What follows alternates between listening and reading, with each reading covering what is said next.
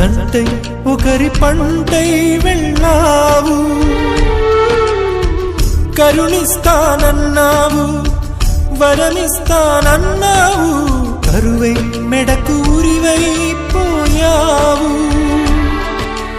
దేవతలోను ద్రోహం ఉందని తేలిపావు, దీపం కూడా దహిస్తుందని తేల్చావు.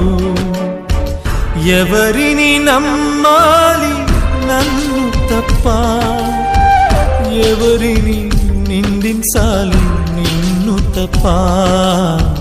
నువ్వంటే ప్రాణమని, నీతోనే లోకమని, నీ తోడే లేకుంటే బ్రతికేది